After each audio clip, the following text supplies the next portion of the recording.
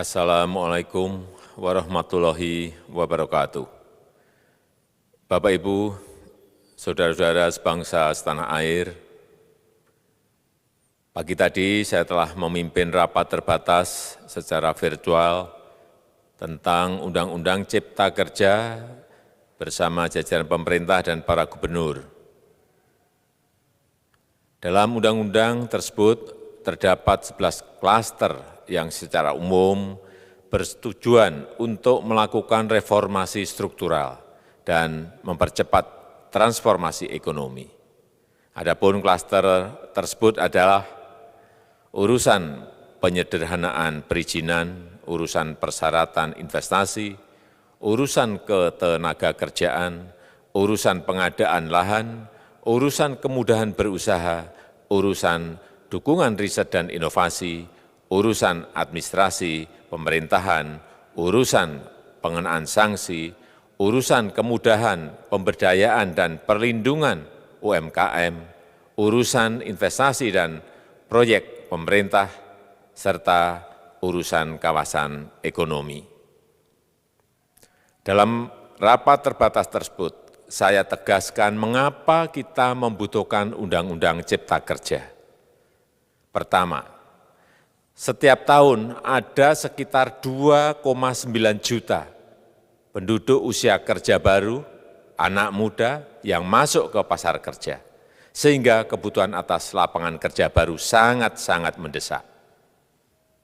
Apalagi di tengah pandemi, terdapat kurang lebih 6,9 juta pengangguran dan 3,5 juta pekerja terdampak pandemi COVID-19. Dan sebanyak 87% dari total penduduk bekerja memiliki tingkat pendidikan setingkat SMA ke bawah, di mana 39% berpendidikan sekolah dasar. Sehingga perlu mendorong penciptaan lapangan kerja baru, khususnya di sektor padat karya. Jadi, Undang-Undang Cipta Kerja bertujuan untuk menyediakan lapangan kerja sebanyak-banyaknya bagi para pencari kerja serta para pengangguran. Kedua, dengan Undang-Undang Cipta Kerja akan memudahkan masyarakat, khususnya usaha mikro kecil, untuk membuka usaha baru. Regulasi yang tumpang tindih dan prosedur yang rumit dipangkas. Perizinan usaha untuk usaha mikro kecil UMK tidak diperlukan lagi, hanya pendaftaran saja. Sangat simpel. Pembentukan PT atau perseroan terbatas juga dipermudah. Tidak ada lagi pembatasan modal minimum. Pembentukan koperasi juga dipermudah. Jumlahnya hanya 9 orang saja. Koperasi sudah bisa dibentuk. Kita harapkan akan semakin banyak koperasi-koperasi di tanah air. UMK, usaha mikro kecil yang bergerak di sektor makanan dan minuman, sertifikasi halalnya dibiayai pemerintah, artinya gratis. Izin kapal nelayan penangkap ikan misalnya, hanya ke unit kerja Kementerian KKP saja. Kalau sebelumnya harus mengajukan ke Kementerian KKP, Kementerian Perhubungan, dan instansi-instansi yang lain. Sekarang ini cukup dari unit di Kementerian KKP saja. Ketiga, Undang-Undang Cipta Kerja ini akan mendukung upaya pencegahan dan pemberantasan korupsi. Ini jelas karena dengan menyederhanakan, dengan memotong, dengan mengintegrasikan ke dalam sistem perizinan secara elektronik, maka pungutan liar, pungli dapat dihilangkan. Namun, saya melihat adanya unjuk rasa penolakan Undang-Undang Cipta Kerja yang pada dasarnya dilatar belakangi oleh disinformasi mengenai substansi dari undang-undang ini dan hoax di media sosial.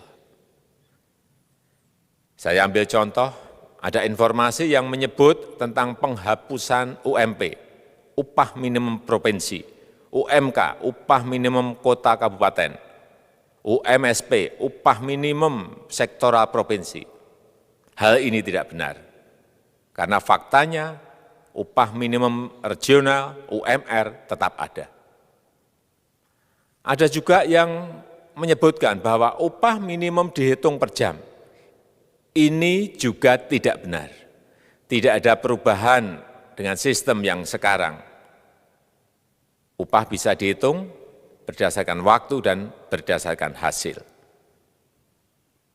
Kemudian adanya kabar yang menyebutkan bahwa semua cuti sakit, cuti kawinan, cuti khitanan, cuti baptis, cuti kematian, cuti melahirkan, dihapuskan. Dan tidak ada kompensasinya. Saya tegaskan juga ini tidak benar. Hak cuti tetap ada dan dijamin. Kemudian apakah perusahaan bisa mem-PHK kapanpun secara sepihak? Ini juga tidak benar. Yang benar, perusahaan tidak bisa me-PHK secara sepihak. Kemudian juga pertanyaan mengenai benarkah jaminan sosial dan kesejahteraan lainnya hilang. Yang benar, jaminan sosial tetap ada. Yang juga sering diberitakan tidak benar adalah mengenai dihapusnya AMDAL, analisis mengenai dampak lingkungan. Itu juga tidak benar. AMDAL tetap ada. Bagi industri besar harus studi AMDAL yang ketat. Tetapi bagi UMKM lebih ditekankan pada pendampingan dan pengawasan. Ada juga berita mengenai Undang-Undang Cipta Kerja ini mendorong komersialisasi pendidikan. Ini juga tidak benar. Karena yang diatur hanyalah pendidikan formal di kawasan ekonomi khusus, di KEK. Sedangkan perizinan pendidikan tidak diatur di dalam Undang-Undang Cipta Kerja ini. Apalagi perizinan untuk pendidikan di pondok pesantren. Itu tidak diatur sama sekali dalam Undang-Undang Cipta Kerja ini. Dan aturannya yang selama ini ada tetap berlaku. Kemudian diberitakan bahwa keberadaan bank tanah.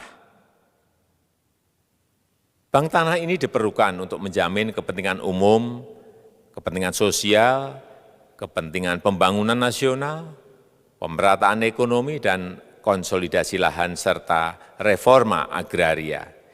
Ini sangat penting untuk menjamin akses masyarakat terhadap kepemilikan tanah, kepemilikan lahan, dan kita selama ini tidak memiliki bank tanah.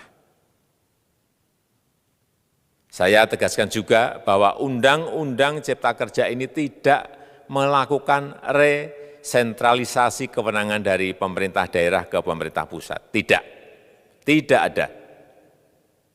Perizinan berusaha dan pengawasannya tetap dilakukan oleh pemerintah daerah sesuai dengan NSPK, norma, standar, prosedur, dan kriteria yang ditetapkan pemerintah pusat.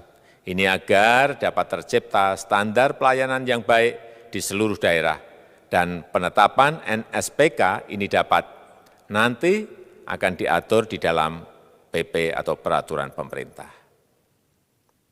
Selain itu, kewenangan perizinan untuk non-perizinan berusaha tetap ada di Pemda, sehingga tidak ada perubahan. Bahkan kita melakukan penyederhanaan, melakukan standarisasi jenis dan prosedur berusaha di daerah. Dan perizinan berusaha di daerah diberikan batas waktu. Ini yang penting di sini. Jadi ada service level of agreement. Permohonan perizinan dianggap disetujui bila batas waktu telah terlewati. Saya perlu tegaskan pula bahwa Undang-Undang Cipta Kerja ini memerlukan banyak sekali peraturan pemerintah atau PP dan peraturan presiden atau Perpres. Jadi setelah ini akan muncul PP dan Perpres yang akan kita selesaikan paling lambat 3 bulan setelah diundangkan. Kita pemerintah membuka dan mengundang masukan-masukan dari masyarakat dan masih terbuka usulan-usulan dan masukan dari daerah-daerah. Pemerintah berkeyakinan melalui Undang-Undang Cipta Kerja ini jutaan pekerja dapat memperbaiki kehidupannya dan juga penghidupan bagi keluarga mereka. Dan kalau masih ada, jika masih ada ketidakpuasan terhadap Undang-Undang Cipta Kerja ini, silahkan mengajukan uji materi atau judicial review melalui MK, Mahkamah Konstitusi. Sistem ketatanegaraan kita memang mengatakan seperti itu. Jadi, kalau masih ada yang tidak puas dan menolak, silahkan diajukan uji materi ke MK. Saya rasa itu yang bisa saya sampaikan pada kesempatan yang baik ini. Terima kasih. Wassalamualaikum warahmatullahi wabarakatuh.